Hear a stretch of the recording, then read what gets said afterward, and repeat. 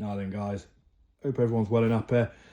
To be honest, I don't really know what this video is going to be, but thought I'd do it just of why I'm on medical cannabis, you know, what caused me to try it, what I tried before, you know, just in case anyone's thinking of it, if they can relate to what I'm going to say, you know, the reasons why I'm on it.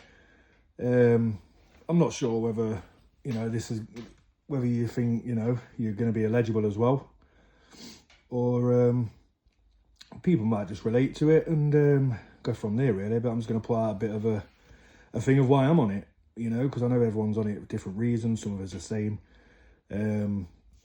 So basically, you know, my sort of story is, you know, growing up I wasn't poorly out.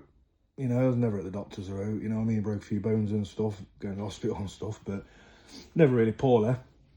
I mean, to be fair, there was once when I was probably mid-20s, and I actually had to go to the doctors and had to actually ask my mum where my doctor's was. You know, have I got a doctor's? Where am I at? What do I do? You know, I'd never even been to the doctor's. Well, probably it is a kid, like really young, but, you know, so I had to ask my mum where it was. So just putting it out there that I was never really ill or out like that, you know. So about just under 5 years ago, I lost my dad, you know, so obviously it hit me hard, you know, I was really close to my dad. And then a few days later, I ended up getting COVID, got it really bad. I'm not saying, you know, I know people say COVID's not real and all that, but whatever I got, it knocked me for six, you know, whether it was because, you know, I'd lost my dad a few days prior, and your immune system's it's low, sorry. You're not looking after yourself, you know what I want, you know, I want eating right, want doing nothing, you know, so my immune system must have been low as well. So it hit me hard, whatever it was. And to be honest, at the age of 36, I thought I was on my way out. I really did. So did my missus. You know, it was a very scary time. Like I said, I don't know if it was with everything that had happened, you know, it was a horrible time. So anyway, you know, after that, it was, I eventually got better, you know, after a few months, I think it was. I started to feel a little better. I still didn't feel right. And I noticed things were different for me, you know. I didn't want to go out. I didn't want to go anywhere. Bearing in mind, before all that, I was always outgoing, you know. Any chance I'd take, you know, I'd be out, you know, always lively, having a laugh, you know. I loved it, you know, with anyone, you know what I mean. I'd be out with mates, would always meet up with people, my missus, her mates, family, you know, talkative, always having a laugh and stuff. So I was proper outgoing, you know.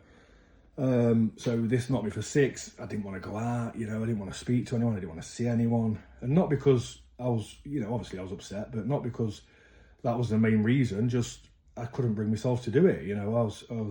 It was just horrible, you know. And then I had to think about going back to work as well a couple of months later, because obviously, well, not obviously, but this was COVID times, you know, so obviously I'm a barber. You know, we had to shut the shop and all that, so all that coming into it as well, you know. And then I had to think about going back to work, and you know, again, being so lively and that and talkative. And then I thought, I can't even bring myself to talk to people, you know. If people come to the door, I'd ignore it when I was at home, you know, or I'd tell missus to tell them I was out, you know what I mean, or in the shower, or just putting things off, you know. So I thought, right, I've got to put myself through this, you know what I mean. I've got to go for it, you know. I'm at work, I'm going back to work, I can't go back like this, I'm a mess. So I thought I'd just push myself, you know. So I went out just for a walk, you know, see how I was. And I did notice I was well out of breath. Like, I don't know whether it was a bit of exercise, you know. I've never been super fit, but I've never been like unfit, you know what I mean. I've always walked and did stuff, you know.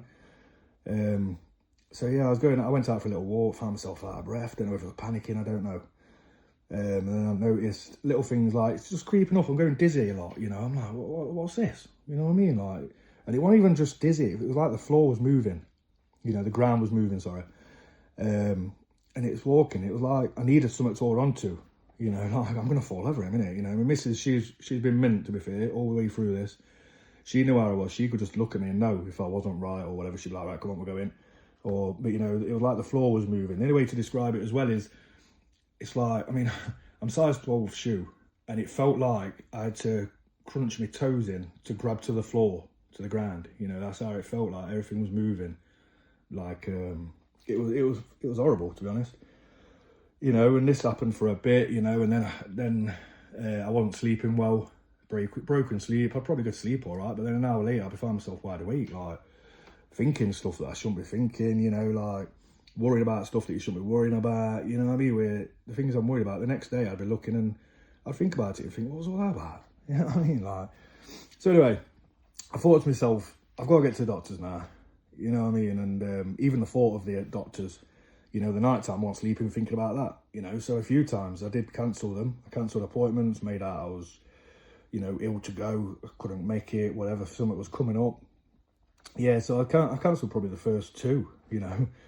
And like I say, I couldn't sleep the night before, you know, and I thought, is it just me being stupid? You know, I didn't want to go to the doctors and think, they're going to look at me thinking, sort yourself out, you know. It's in your head, you know what I mean, and stuff like that. I didn't want to be looked at like that. Anyway, so I did go anyway, eventually brought myself to it. And they just basically said, you know, the bloke, yeah, you've got long COVID. We don't know much about it, blah, blah, blah. I took it, you know, as it is. They know best. You know, I'll get better in time. But it didn't. It got worse, you know, over the time. I still wasn't talking to people. I still, you know, and back at work, you know, it was it was weird because I was so outgoing. I'd have a laugh with customers, you know, joking, having a laugh. And in my head, I'm thinking, I don't want them to know different. You know, you don't want people looking at you because then it's all eyes on you. I didn't want customers to notice stuff like that. But whilst I'm cutting it, I'm going dizzy, I'm going hot, you know, my palms are sweaty, you know, my legs felt like they was just going to give way, you know. So eventually what I was doing is I was making excuses halfway through customers, you know, just got to make this phone call, mate, 1 minute. And they, you know, I look back now and I think, halfway through an haircut, I've never done stuff like that. I don't even answer my phone in an haircut, you know. And then I'm thinking that they're noticing with my face is red, I'm going hot, I'm shaking, I'm, you know, I'm sweaty, you know, clamor. And I thought, everyone's just looking at me. And I don't want the light on me, you know. So it was, 1 minute, mate, my phone's in the back. I've just got to quickly, you know, drop a text or something like that. So anyway, long story short, I know it's cracking on. You know, this has been going on it went on, obviously, I lost my dad almost 5 years ago. And like I said, I just thought, is it me? Is it just me being daft? I don't really know, you know, is it in my head? But anyway, I was getting bellyache, you know, everything. It was just terrible all the time. So anyway, you know, even going out with my mates, I was making excuses. You know, I just didn't see anyone, you know, there was always something up. And then I thought, because I don't want to be out and think, I'm going dizzy. I didn't want my mates knowing either, because I don't want them looking at me saying, you're all right, mate, you know what I mean, and all that, because then it's all eyes on you, innit? And I didn't want that. I didn't want people, friends, family, you know, I've known them for a long time. I didn't want them to look down on me. We've all seen it. And, you know, anyway, it got to a point where I thought, I've got to do something now. And the main reason really was my kids. You know, I didn't want them looking at me and thinking this is the way to do things. Just hide it, bottle it. I never really spoke about stuff. So, yeah, that sort of got me, because I thought, what would I want for my children? You know, how would I want them to react with stuff like this? I want them to get sorted. Obviously, I'd want them to sort the stuff out. So, you know, that's what I did. I thought, I'm just going to sort myself out. You know, I'm not going to hide myself away. You know, I'm going to get some sleep. So, I mean, some help. So anyway, I spoke to my kids, sat them down, told them everything about how I was, you know, how I was feeling, but also I was going to fix it, you know, or it won't, you know, it's not going to be good. So anyway, I did. You know, I went to the doctors, booked an appointment, and even... you know, even then I had it going through my head, like, do I cancel? You know, I had you know, but at the same time I had a reason not to. You know, my children, everyone's got a reason somewhere. You know, we've all got something, someone cares about us, whatever, you know. There's always people there for us. So I went to the doctors, and to be honest, they took the blood and all that, you know. And he told me not to ever think things, really, you know. It was, you know, and talk to people. You know what I mean? And I've ever looked at therapies and all that, which, to be honest, that's the last thing I want. I don't want to speak to people, you know. So, yeah, you know, I want happy, you know. And he just says, he didn't give me nothing, obviously, at that time. Just took my bloods. You know, if I'm honest, it was like I was talking to Google. You know, doctors aren't the same no more. You know what I mean? That's what I've realised, you know. I don't know whether, you know, I look on TV shows and all that, and doctors knew your family, they knew everything about you. Now, what that doctor told me, I could have easily just Googled that, you know what I mean? And it'd have been sad. And it's like he was just waiting for the next customer, yet another one go, you know. And yeah, not in so many words, and they wouldn't say this, you know. But again, it was probably in my head, but it was one of them where it felt like he was saying, like, you know, man up a bit, you know what I mean? Like, you're a big bloke, don't be stupid. So anyway, then he went on for a bit. I thought, I'm not happy, I'm going back, you know, because then also I got my children asking me, you know, like, how did it go, what did they do, and all that. So anyway, I went back, seen them, I said, I don't want that one, I want a different one. So anyway, I got an older doctor. This one seemed good, you know, to be honest. And I can remember one of the main things that he says to me. I explained everything, I wrote everything down, how I was feeling. Because sometimes when you go in, you know, you don't, and you walk out and you think, oh, I forgot to say that, I forgot to tell this, you know. And Miss would say, did you say this? I'll say, no, bloody hell, I forgot. So I wrote everything down, told him. And like I say, the main thing that he says to me, and it still sticks by me now, is afterwards I said thank you to the doctor, you know, because he's going to say he's going to do this, we'll get you sorted. Stood up, thank you. He shook his hand, you know, as you do, manners, and shook his hand. And I can remember walking out, and he shouted me back as I'm about to open the door, and he says, don't worry, you know. And I says, I'm not worrying. That's the whole thing. I don't know why I'm worrying. I suppose I am worrying, but I don't know why. And he says to me, he says, I see 7 or 8 more people with the same thing today. He said, I've seen them all the time I've been here, and we'll get you sorted. You know, just that walking out, all of a sudden I went on my own. You know, I felt loads better. So anyway, we booked another appointment. He did all the bloods and all that. I said, right, there's sign, come back, we're going to sort you out. So I think I went on a few. One of them that stands out was surgery. And I went on surgery, and I'd heard things about them, good and bad. Obviously Googled it, which you shouldn't do.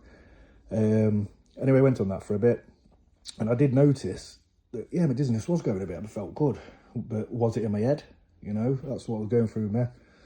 You know, was it just in my head because I know I'm on some tablets, they're going to work? So has it been in my head all the time? But anyway, you know, it did start to make me feel a bit better, you know. I was talking a bit more. But what I did notice is I had constant bellyache, you know. I'd wake up in the morning, bellyache, go to sleep, bellyache. And I just thought, is that me still? You know, this was going on for a couple of months now. And constant bellyache. And I just thought to myself, like, you know, what would I rather have? You know, I'd rather have bellyache. But I wasn't sure anyway. But then there was one day I'm at work, and I thought to myself, well, I'm having a great day. You know, this is one of my best days in years. You know, I'm having a laugh. I'm talking to customers. You know, we're having banter. It was like old school. You know, it was like old times. It was great. And I can remember going in after work, and my missus says to me, she says, you know, have you took your tablet? I thought, oh no. So, you know, anyway, took the tablet, and then bellyache's back. So I don't want that, you know. And it didn't improve my sleep. If anything, it was harder to go to sleep with these, which I was quite surprised about. So spoke to the doctor, you know, fine, we'll change it, you know, side effects, shouldn't be having that. And obviously because I'd had that day where I felt great, and it turned out it's because I didn't have the tablet, you know. So then I went back and went on to citalopram or something like that. And I was on that for a couple of months. That didn't work at all. You know, I think there's someone else. No, I can't remember. But anyway, I think there was 3 or 4 different tablets I tried. They either worked a bit, but bad side effects, or they just didn't work. You know, and I was starting to think, I don't want to take all these tablets. You know what I mean? And I don't want to take these because what I was doing with the surgery is I was taking them, and then I was having to take paracetamol, other tablets to get the bellyache on. You know, which it wasn't doing. It was just easing it a bit. So it was just weird, you know. It was like, what do I do here? You know, it was a horrible situation, you know. And anyway, long story short, yeah, well, long story, it's 14 minutes now. But cutting here, I've talked to my customers about it. You know, I did start to open up about it a bit. And I can remember one lad, he come in and he said he had long COVID. Really nice lad, good lad. But he'd also got other things and all that. And he said, and we just talk about things. It was strange. And because he could relate to what I was saying, some of the things, and I could with him. And I can remember once he come in and he says, you know, he's feeling better now. I'm like, great, told him all my story with the tablets, which did help as well, because I wasn't talking to many people. Not many people knew, like I say. Even some of my family didn't know how I was, you know. And he started saying to me that he's better now, he's gone private. So I thought, what's that? So that's when medical cannabis come about. You know, this lad, I'd say probably early 30s, mid-30s. I'm like, blimey. So I thought, I'll look into it. He says, you know, he's not on no more tablets at all. He was on so many different tablets. Got on cannabis, he feels so much better.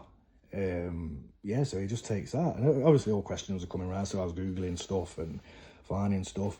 And I had another bloke who come in as well, and I can't remember how we got onto it, but I think he's he's got to be late 50s, early 60s, and he's on it for his arthritis, other things, pains.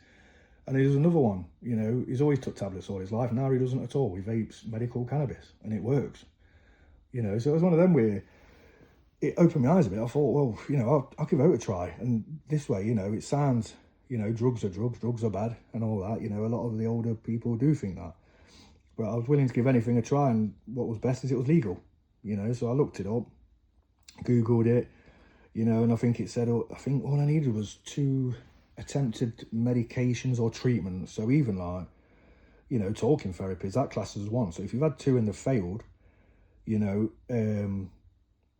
basically not guaranteed it, obviously, because I'd have to look into your history and all that. So, I just, I looked into it just to see what was what. And I was surprised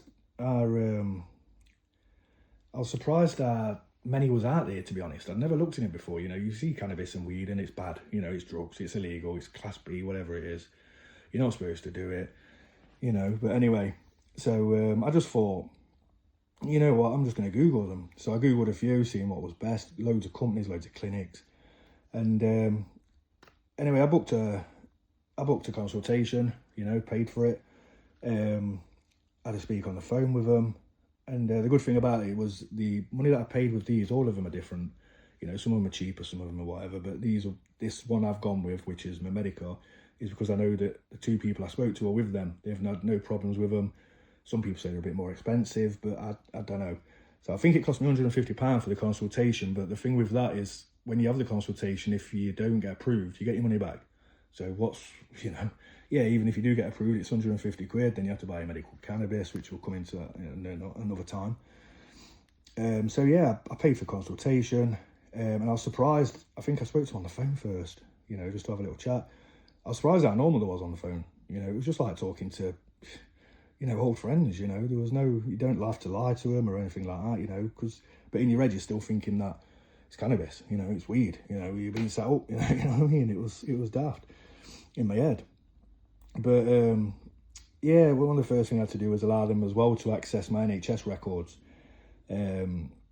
So with that, I think they rang my doctors or contacted them, emailed, whatever.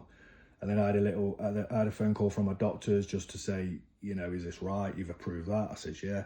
Anyway, that can take a month. Now, I think my appointment was 2 weeks away. That can take up to a month for them just to send the file. And basically what ended up happening was they didn't get it before my appointment. So I spoke to my medical. They says, right, we'll do it for another couple of days. If you can rush it along, do it. You can ring them up. So I ended up ringing my doctors, spoke to them, just told them, is there any chance I can have this because I've got an appointment, I need my NHS records.